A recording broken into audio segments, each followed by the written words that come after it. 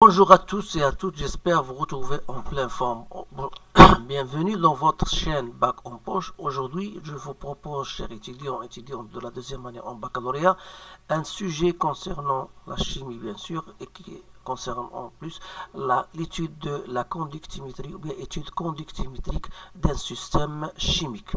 Donc voilà, le sujet est devant vous. Vous pouvez stopper la vidéo pour le lire convenablement et bien sûr répondre aux différentes questions posées en se basant sur ce que vous avez vu bien sûr dans votre cours. Donc cet exercice vise l'influence de l'état initial d'un système sur le taux d'avancement final et sur la constante d'équilibre. On doit partir des données qu'on vous donne. Alors premièrement, on va étudier le système par la mesure de la conductivité. Qu'est-ce qu'on fait? On dissout dans la masse M 73,2 mg d'acide benzoïque dans un volume V1 d'eau. On obtient une solution SA de concentration C1 et on mesure la conductivité de la solution. On trouve sigma égale. Alors, calculer la concentration molaire, écrire l'équation de la réaction, dresser le tableau d'avancement, trouver l'expression de la concentration des ions H3+ à l'équilibre en fonction de sigma et les différentes lambda, exprimer taux 1, le taux d'avancement final en fonction de H3+ à l'équilibre ST1, montrer que l'expression de la constante d'équilibre s'écrit sous la forme de l'expression qu'on vous donne. Alors, deuxièmement, grand 2, on étudie par la mesure du pH, on dilue la solution 40 fois et on obtient une solution S2 de concentration molaire C2 de volume V2. Après homogénéisation du mélange, on mesure le pH, on a trouvé 4,48.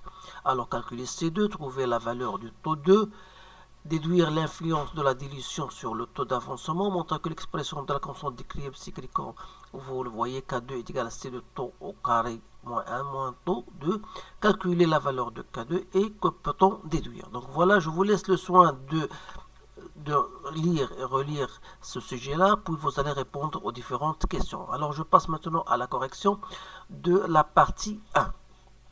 Alors la partie 1, on vous demande de déterminer la concentration. Alors là, il faut quand même savoir les formules de la concentration. Vous savez que la concentration molaire, par définition, c'est le nombre de moles divisé par le volume. Le volume étant égal à V1.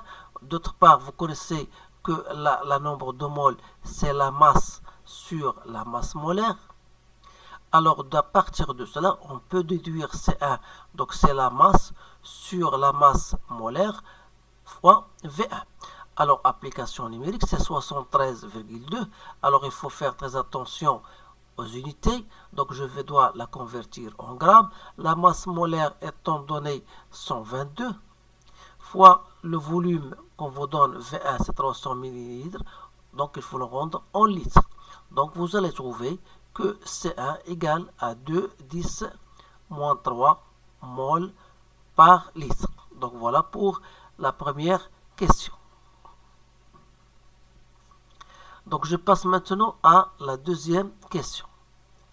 Écrire l'équation de la réaction de l'acide benzoïque. Alors l'acide benzoïque de formule C6H5CO2H plus de l'eau. Alors puisqu'il s'agit d'un acide, donc toute substance capable de libérer un proton H+, donc il va rester C6H5CO2- plus H3O+. Alors voilà pour la réaction. On va maintenant passer à la question 3, dresser le tableau d'avancement. Donc on va réécrire l'équation qu'on a déjà écrite. Donc C6H5CO2H plus de l'eau donne C6H5 CO2- plus H3O+. Donc vous pouvez faire un tableau si vous voulez. Donc je vais présumer, donc c'est-à-dire à l'état initial à instant t donné et à l'état final. Donc ici à t égale à 0, à instant t, ici à t final, bien à t à l'équilibre. Alors là, on a à partir de t égale à 0, on a un certain nombre égal à C1V1. Ici, toujours l'eau, elle est en excès. Donc ici, on a 0, 0. Ici, vous aurez C1V1 moins X à l'instant t. Donc X, X. Ou bien à un instant d'équilibre, vous avez X à l'équilibre X à l'équilibre. Alors, ceci étant fait, donc on peut passer à la quatrième question.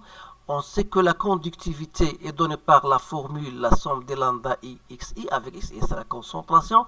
Donc c'est lambda de C6H5 CO2- fois la concentration de C6H5 CO2- plus la concentration du l'ion H3+ présent dans la solution.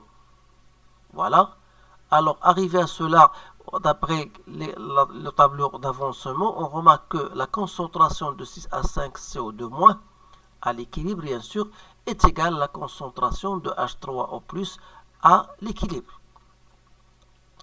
Alors, cela veut dire que sigma, donc on va le mettre sous la forme suivante. C6H5 CO2- plus lambda H3O+, et on va garder la concentration, si vous voulez, de H3O+ à l'équilibre. Donc voilà, pour ne pas confondre la concentration, donc on va mettre entre parenthèses.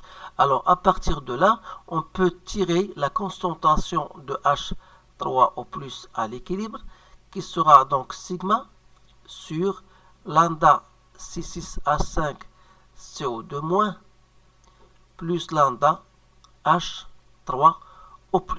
Donc voilà votre expression.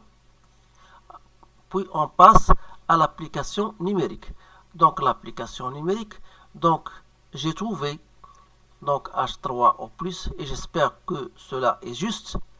Donc j'ai trouvé 3,8 10-6 mol par litre. J'espère que cette relation-là est bien juste. Alors il faut faire attention à la conversation, parce que sigma est égal à 1 25-10-2 Siemens. Alors pour lambda, il était donné en Siemens, donc vous allez trouver la concentration ici en mol par mètre cubique. Donc il faut la convertir bien sûr en mol par litre, on multiplie par 10-3, donc d'où le résultat que vous voyez devant vous. Alors faites attention aux unités.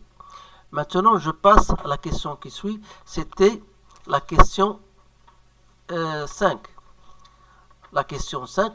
Alors, exprimer le taux d'avancement final en fonction de la concentration et en fonction de C1 et calculer sa valeur. Donc, cette question-là, la question 5, donc on sait que taux 1 est égal à x à l'équilibre sur x max. Alors, x à l'équilibre d'après le tableau d'avancement n'est autre que la concentration fois le volume. Et x max, c'est C1, V1. Donc, en simplifiant, ça reste la concentration de H3+ à l'équilibre. Voilà. Sur C1. Alors, on passe maintenant à l'application numérique. Donc, taux 1, la concentration qu'on a trouvée, c'est 3,8 10-6, que je divise par 2 10-3, j'ai trouvé 1,9 10-3. Donc, taux, il est bien sûr sans unité. Je passe à la question 6. Alors, il faut exprimer la constante d'équilibre. Donc, d'après le tableau d'avancement, donc c'est la concentration de C6H5 CO2- sur la concentration de C6H5 CO2H. Connaissant la concentration de C6H5 CO2H à partir de notre tableau, donc c'est C1, c'est le nombre de moles divisé par le volume, C1 V1 divisé par V1, ça reste C1, moins X à l'équilibre sur V1. Alors comme X à l'équilibre n'est autre que H3O+, donc voilà, il restera C1 moins H3+. Et par conséquent, K1 est égal à H3+, bien sûr, la concentration de H3+, est la même que la concentration de C6H5CO2-, donc ça devient donc H3O+ au carré sur C1 moins H3O+. Donc voilà votre résultat pour la concentration de H3+. Donc il suffit de faire votre application numérique. Donc j'ai trouvé K1 est égal à 7,2 10-9. J'espère que ce résultat est vrai. S'il n'est pas vrai, je vous demande pardon.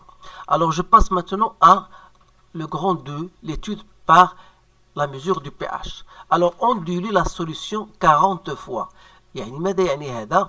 Donc, diluer une solution, c'est-à-dire à partir d'une solution que je note S1, donc j'ajoute de l'eau distillée, et donc ici j'ai un volume V1, alors j'obtiens une solution S2 de volume V2, donc bien sûr de concentration C2. Ça, c'est de concentration C1. Alors, dire que il est 40 fois dilué, ça veut dire tout simplement que la concentration de la solution C2, ça sera la concentration C1 divisée par le coefficient de dilution qui était 40. Alors, à partir de là, je peux en déduire donc C2 est égal à C1 sur 40. Connaissant C1, c'est 2, 10 moins 3, que je divise par 40, donc c'est 5, 10 moins 5 mol par litre. Alors, on va maintenant passer à la deuxième question, trouver la valeur du taux. Donc, la valeur du taux, donc, taux 2, c'est toujours la concentration de H3+ à l'équilibre divisé par la concentration de la nouvelle solution. C'est-à-dire, si je voudrais la déterminer en fonction de pH, pardon, donc c'est 10 moins 4,48 que divisé par 5, 10 moins 5. C'est-à-dire que taux 2, j'ai trouvé 0,62. Donc voilà. Donc vous remarquez bien sûr que taux 2, il est supérieur à taux 1. D'où la conclusion. Donc la dilution, si vous voulez, la dilution de la solution a influencé sur une influence sur le taux d'avancement. On peut mettre entre parenthèses augmentation de taux. Alors, quatrième question, c'était de déterminer l'expression de K2. Donc, toujours K2, c'est H3 au plus, au carré, sur C2 moins H3 au plus. C'est-à-dire, donc, comme H3 plus est égal à C2 taux 2, donc je dois le mettre au carré, ça devient au carré, sur C2 moins H3 plus, c'est C2, c'est taux 2, C2 taux 2. Alors, en simplifiant par C2, donc il reste C2 taux 2 au carré sur 1 moins taux 2. Donc, l'application numérique, donc K2, donc c'est 5, 10 moins 5, fois 0, soit 662 au carré, sur 1 moins 0,662. Donc, j'ai trouvé 6,48, 10 moins 5. Alors, vous remarquez bien sûr donc que la variation du taux, bien sûr, il a une influence même sur K. Donc, la dilution de la solution, il a une influence sur la concentration. Et lorsqu'on varie la concentration initiale, donc vous remarquez qu'il y a aussi une variation sur le taux ainsi que sur la constante d'équilibre. Donc, voilà la conclusion que vous allez dire. Donc, je vous le dis d'une façon orale. Alors, je vous remercie de votre attention. Donc, si vous voulez d'autres exercices plus difficiles que cela, donc je l'ai déjà lancé dans des vidéos différentes, soit en arabe, soit en français. Vous pouvez entrer dans ma chaîne Bac en plus et vous allez directement sur la playlist concernant soit le suivi temporel, soit ce genre d'exercice assez basique, et vous allez trouver un certain nombre de problèmes et de sujets très intéressants. Alors, je vous encourage, donc je vous souhaite une bonne chance et je vous dis à bientôt.